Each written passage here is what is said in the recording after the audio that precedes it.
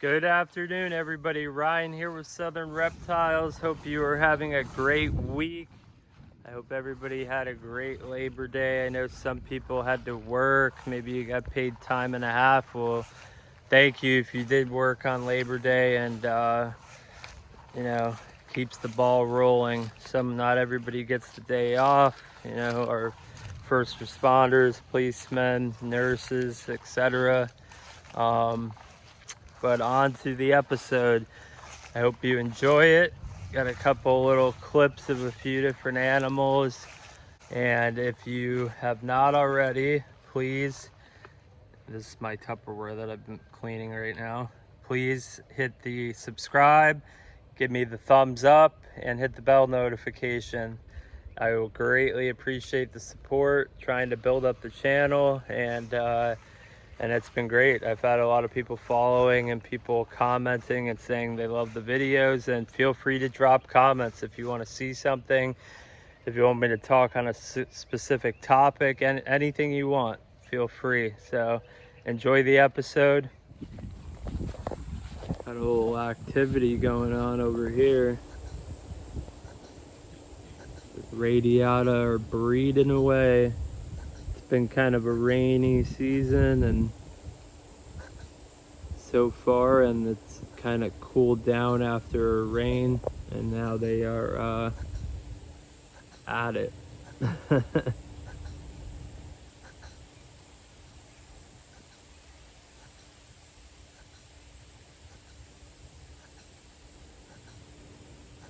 And that female is a little young. She's about 10 or 11 inches, but could certainly lay a small clutch. And she's got great coloration, so excited to see if I do get some babies from her in the coming year or so.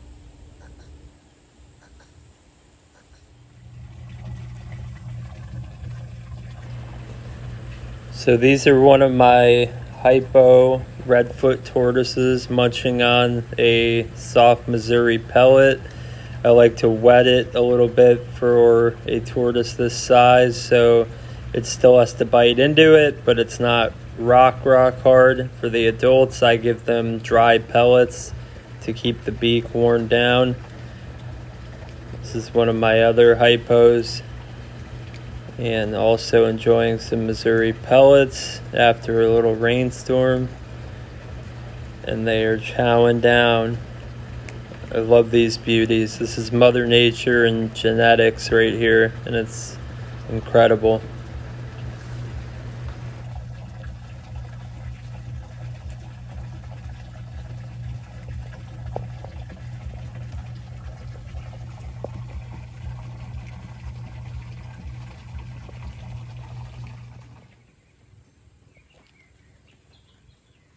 Some beautiful Radiata hatchlings. These are available. Look at that shell color.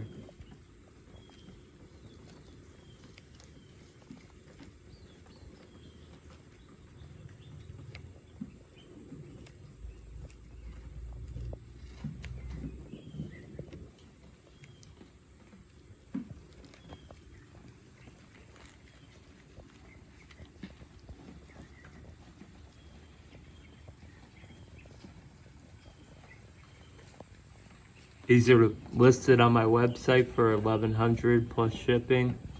You have to be a Florida resident, present a Florida ID.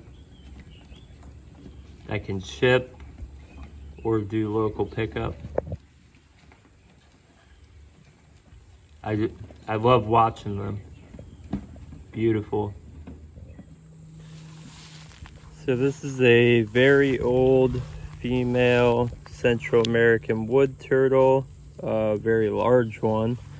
I actually bought her kind of, I don't want to say to rescue her, because it wasn't really a rescue. I want to keep her and hopefully breed in the near future, but I picked her because her shell was clearly in bad shape at place where I got her. I'm not going to mention any names, but yeah, so I'm keeping her dry out of the enclosure she was in that has small tub in the ground for them to swim in, and they, you know, Central American wood turtles are semi-aquatic. They live on land. They're beautiful, beautiful turtles. I mean, the coloration, you can't really see it on this one because of the shell rot that is going on, but I'm basically drying her out and treating her shell with some Neosporin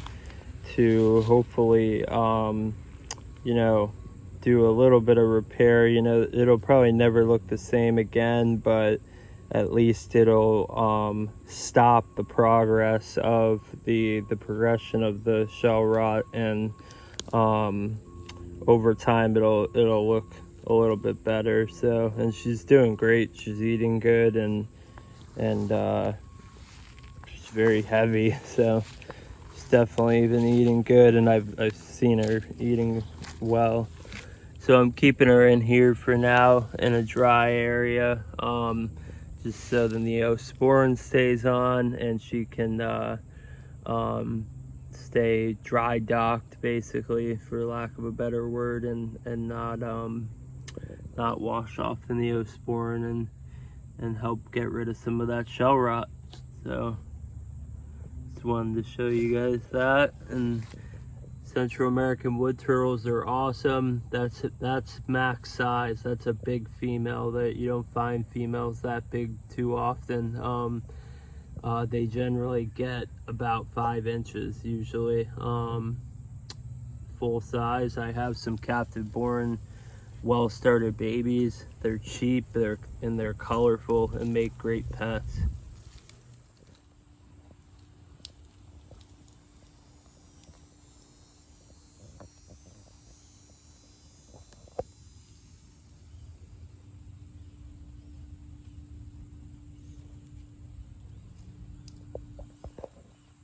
Burmese stars coming out for a drink.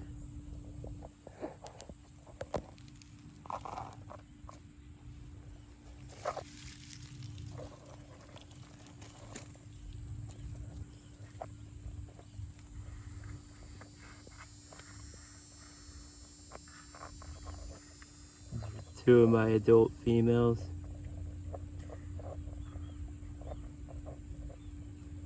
And it's a hot day.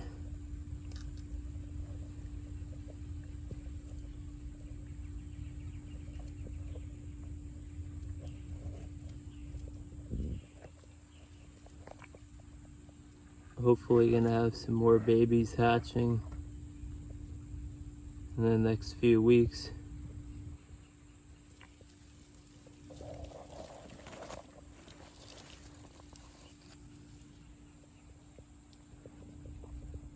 Alright, so I'm out here, one of my tortoise enclosures is a redfoot enclosure. It's very long and narrow, about 30 feet by 6 feet wide. There's 2.6 2 males, 6 female redfoots in here, and I've been digging around for some eggs I might have missed. Sometimes I find ground hatchlings that are still in the ground. This is a big wood box that they all hide under. That's the door. It's flipped up on its side, and I threw some Missouri out for them to eat, so they're all out walking around down there eating and poking around a little bit. I felt a soft spot here, but the ground is very dry, so I don't think anything would have laid right there.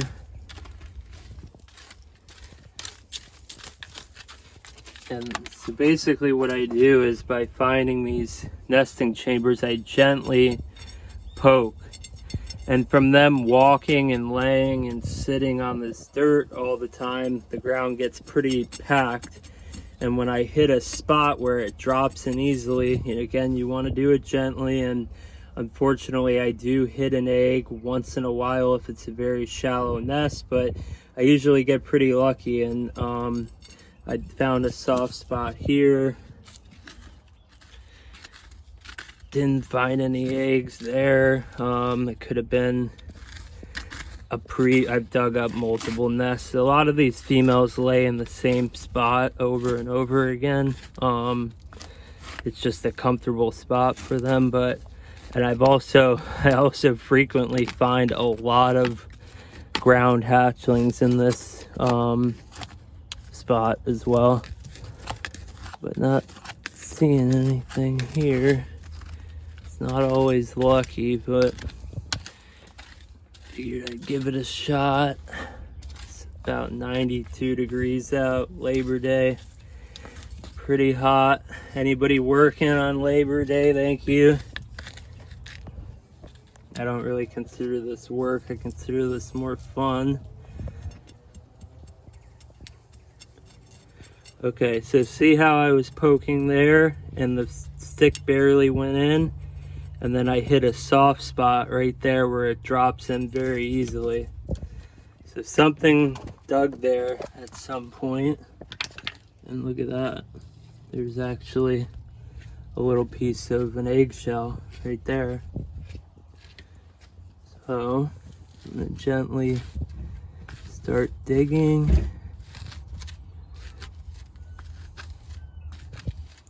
Oh, you see that? That is an already hatched baby redfoot right there. Must have just hatched. Shell's a little bit deformed on the bottom, but that's okay. I'm gonna get that in some water. Awesome find. Could be more, that could just be one egg I missed. There's the remainder of the shell. Usually where there's one, there's more, but I do sometimes dig up nests, and a female will just randomly lay one egg far away from the rest of the other eggs, and I will leave one egg behind and end up finding one. Oh, there's a second hatchling right there. I know it seems like I'm being rough. There's some movement, so we got a whole nest. Awesome. Man, underneath some roots too.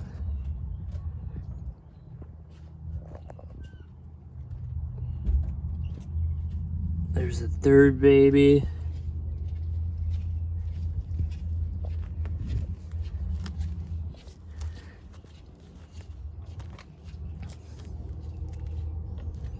And now I got, looks like a rotten egg maybe. So this is a nest that I missed. And they're good at hiding them. I'm not always lucky, and I don't always find every single egg. That's a rotten egg right there, which I hate touching, but kind of, ooh, that smells. If you ever smell one of those rotten tortoise eggs, you'll never forget it.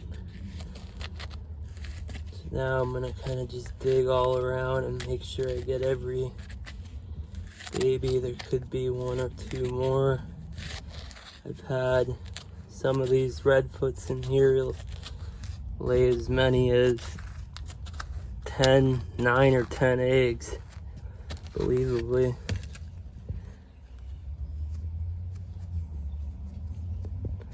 There's another egg or something, or maybe a rock. Yeah, that's a rock.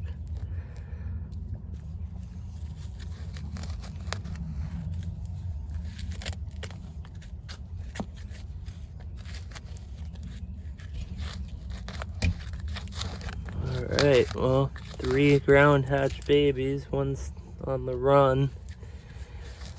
Probably we're waiting for a good rainstorm to come up out of the ground, because their yolk sacs are fully absorbed. And you can see basically where the nesting chamber was dug, all the roots were chopped up.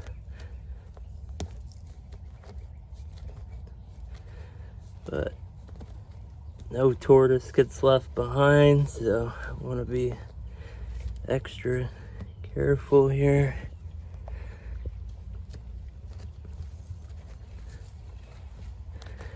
In the meantime, I'm gonna get a container of water, get these guys in some water to get the dirt out of their eyes and tune back.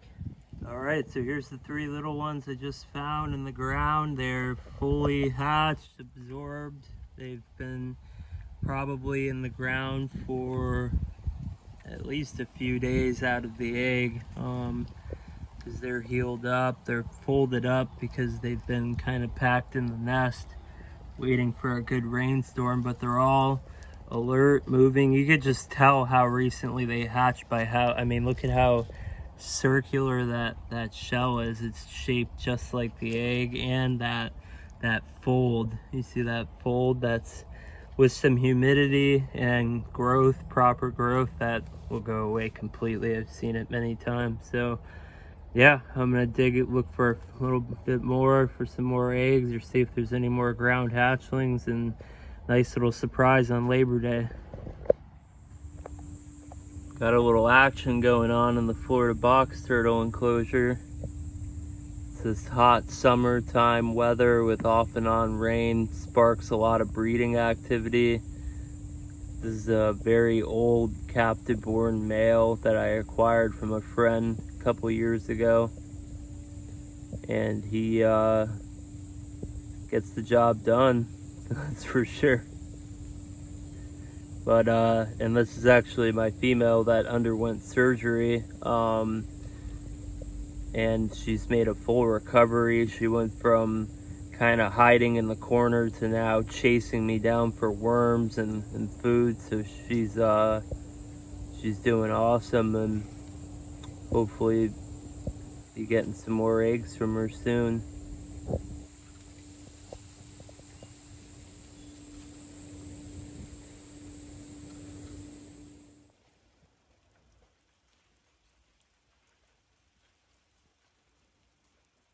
My adult pancake tortoise breeders, 3 of 10, are eating some cactus pads.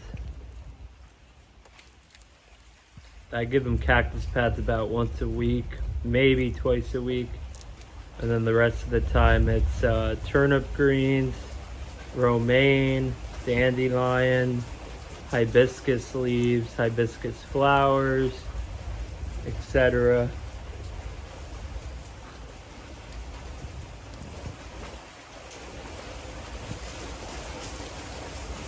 And it's raining very hard. Welcome to South Florida. This is the newest addition to Southern Reptiles, a new sea serpent incubator, which is about a little less than double the size I have now. So plenty more space. All the racks are over here. So plenty more space for eggs. I'm excited about this. Preparing for the future. And I highly recommend sea serpents, and no, I'm not sponsored by them. But I've had good success with them, although I've used Hubabator incubators for many years, and those work just as well. But with high volume, it's hard to use the Hubabators for, you know, a long time. So I'm excited to have this and can't wait for it to be full of eggs. Fingers crossed.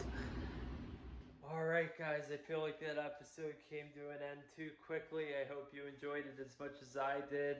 Please remember to give me that thumbs up, and if you aren't subscribed, please subscribe and hit the bell notification to see any future content. And also remember, you can check out my website at any time to see what species are available at the link above. And I hope you have a great evening. Enjoy the rest of your night.